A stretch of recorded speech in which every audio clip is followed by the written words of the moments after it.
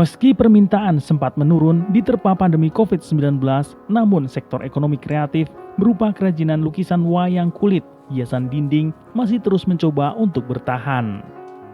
Salah satunya adalah Kustaman, warga RT 1 RW 1, Desa Purwodadi, Kecamatan Purwodadi, Kabupaten Purworejo, Jawa Tengah.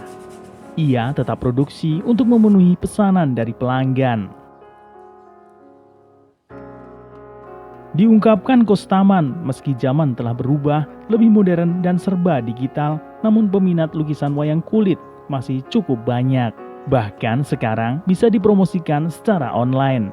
Sehingga sampai saat ini masih ada saja yang pesan lukisan wayang kepada dirinya. Ia mengaku profesinya itu dimulai sejak tahun 1990-an. Saat itu ia pulang merantau, lantas berpikir keras mengenai pekerjaan apa yang bisa dikerjakan dari rumah dan bisa menghasilkan uang. Tak sengaja suatu hari ia teringat jika dahulu senang melukis wayang. Lalu keahliannya tersebut diterapkan sampai sekarang. Muncul ide membuat lukisan wayang datang saat dahulu ia berada di Malioboro, Yogyakarta, sering melihat lukisan wayang dijual di sana. Karena di Purworejo ketika itu masih langka hingga akhirnya ia menekuni profesi tersebut.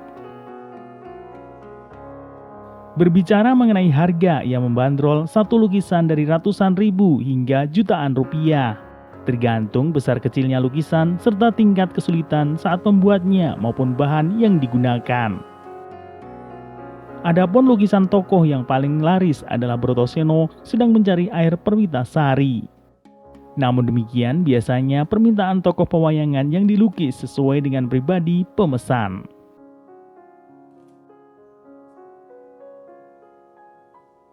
Kalau proses pembuatannya sendiri seperti apa? Berawal dari, biasanya saya proses dari nol ya. Ambil kulit mentah, terus dikasih obat, dijereng, dipentang pakai gawangan.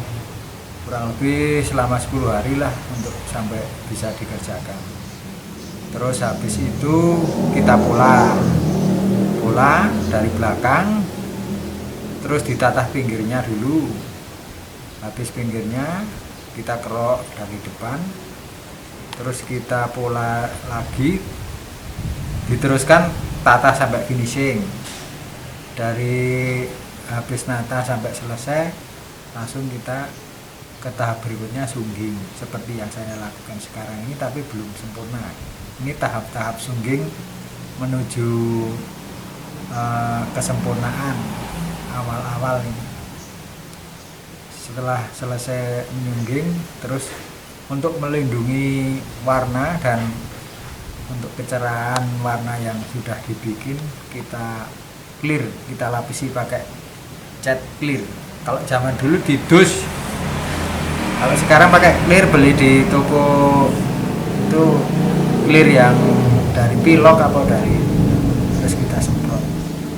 Kalau kita selesai clear, baru ini dipasang ke figura, ditarik pakai tambang kecil, terus dibentuk agar indah dan kuat. Kemudian kita pajang kalau sudah bisa di tembok untuk hiasan. Satu wayang bisa membutuhkan berapa lama itu? Satu wayang tinggal karakter dan permintaannya. Ada yang seminggu selesai, ada yang sebulan, ada yang setengah bulan. Kalau tokoh-tokoh yang mudah itu paling semingguan sudah selesai. Terus kalau kulitnya sendiri dapat dari mana? Kulit sendiri kalau pas beli di jagal kambing, satu lembar itu ada yang 25.000, ada 35, ada 30, ada 35, tinggal besar kecilnya. Yang bagus itu yang kulit kambing Jawa lah.